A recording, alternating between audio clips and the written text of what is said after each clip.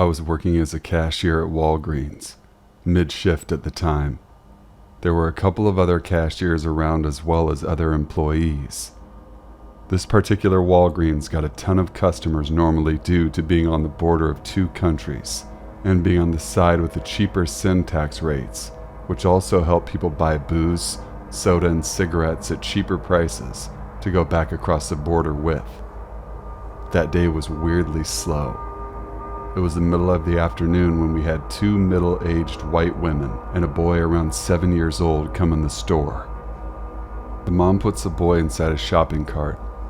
The women yell at each other the entire time, arguing loudly enough to be heard throughout the entire store anywhere in the store.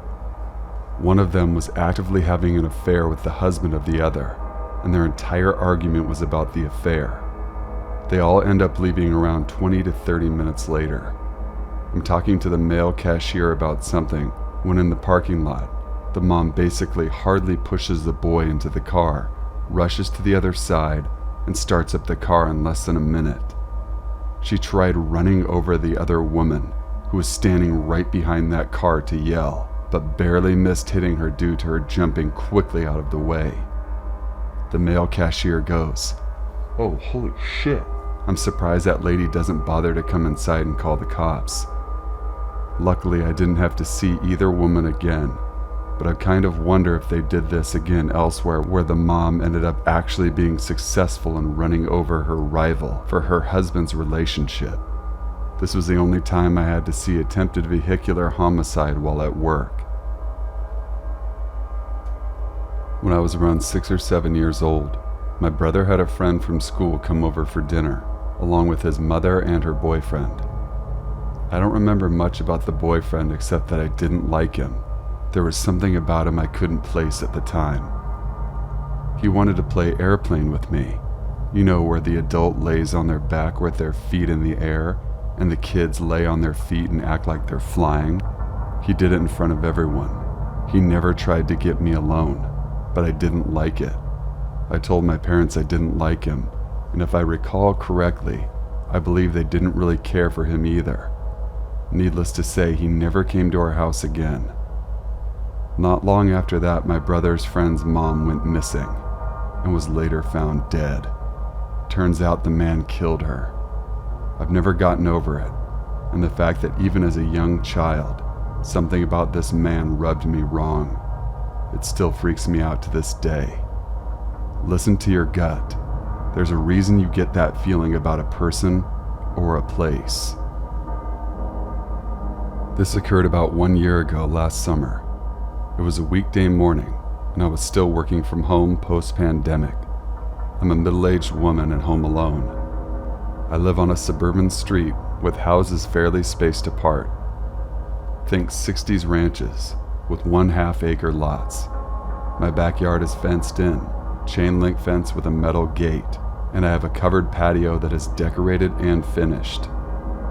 The patio has 2 short wood privacy fences on either side that block the neighbor's view, and the gate in the fence. I'm sitting in my family room on the couch, feet propped up, working on my laptop, facing the windows that overlook the patio. All of a sudden, I see a person walk in front of the window. On the patio, I'm thinking, what the hell? Who's in my backyard? There's a wall between the windows and the back door, so I can't see the person anymore. I jump up and do the stupidest thing. I open the back door, peek my head around and yell, "What the hell are you doing?" I came face to face with this 20-something kid wearing a reflective vest, holding what looks to be a small metal detector. He says, "Checking for gas." By now my dogs are behind me at the door. I replied, "We don't have gas." The man or kid just turned around and walked away. I noticed he wore no name badge, no company logo, had no obvious phone or device for work either. I immediately locked the door and ran to the front window. I see my catty-corner neighbor out in her driveway. I step out and yell, "Hey, Ellen, was there a utility guy in your front yard?" Ellen says, "You mean that guy?" and points at the kid as he's attempting to walk up another driveway. By now, Ellen and I have met in the street. and I guess two women pointing at him scared him off because he stopped and just started walking away down the road. My street is a one-way in, one-way out kind of deal, not connected to other neighborhoods. We saw no utility trucks or contractor vehicles anywhere, no cars parked on the street, and my home really does not have gas utilities. It is all electric. I went back inside because I had to attend an online work meeting. Later, my neighbor and I both called the gas company and were both told they had no one in the area and knew nothing about checking gas lines. I did call the sheriff later that afternoon. They sent out a deputy who took a report.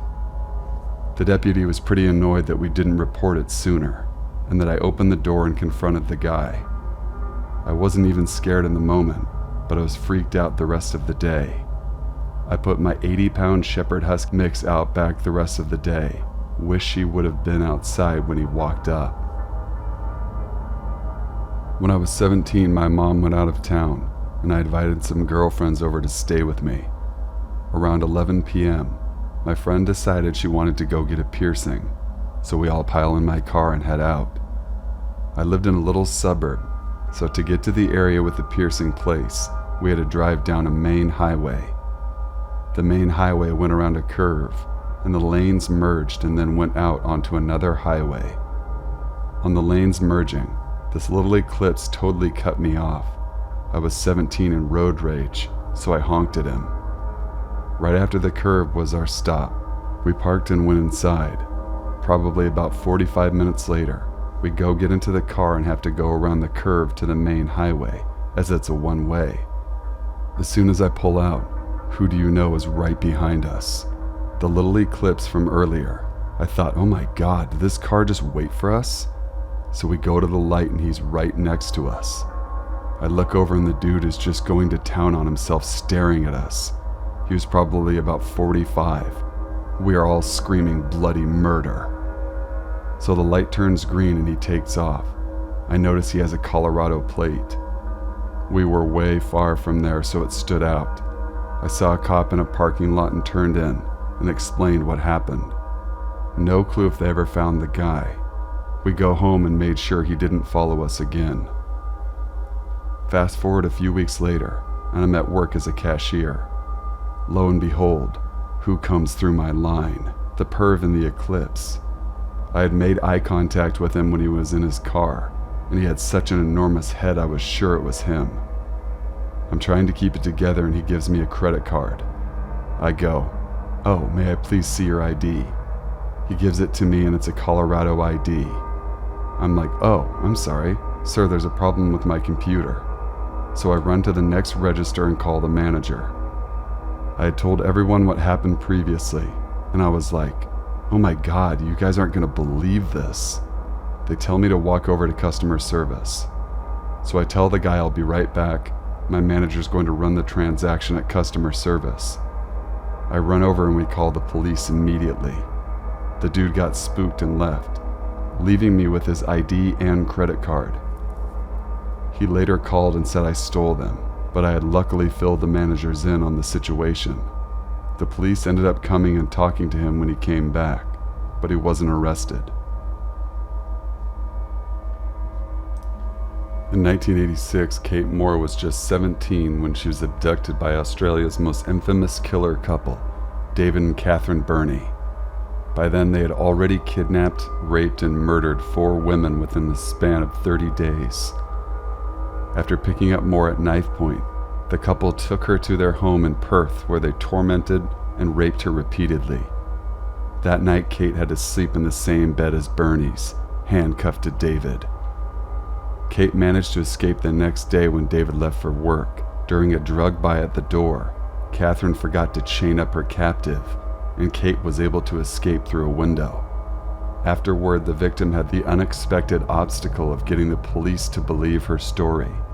In fact, the higher-ups at Palmyra Police Station weren't convinced and assigned 22-year-old rookie Laura Hancock to Kate's case. Unlike her superiors, Constable Hancock believed Kate due to the amount of detail she was able to provide. She knew the couple had a rocky VHS tape and a Dire Straits cassette because they were playing while she was captive. Kate also knew the name of her rapist was David Burney, even though he had used an alias, because she saw it on a medicine bottle in the bathroom. She even described little drawings that she had made around the house to convince others she was there. This was enough for police to investigate and eventually arrest the Burneys. Subsequently, David confessed to 4 murders and took investigators to the graves. For 37 years, Rhonda Stapley kept quiet about her ordeal.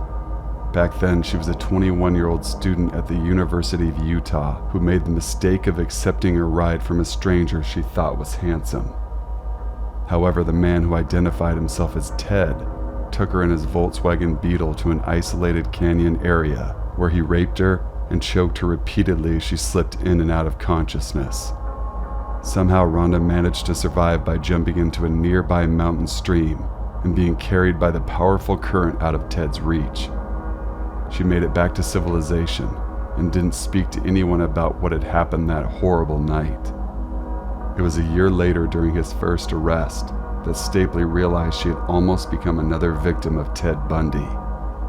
Then came a wave of guilt as she realized that maybe Bundy could have been captured sooner if she had only come forward with her story. Rhonda was afraid that being labeled a victim would prevent her friends and family members from ever looking at her the same again.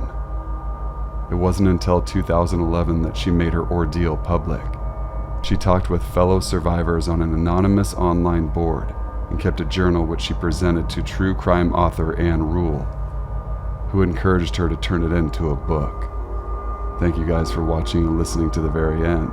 If you're not subscribed to the channel, please subscribe now for future content. If you would like your true scary stories featured on an upcoming video, email the email in the description box below. Until we meet again, stay sinful.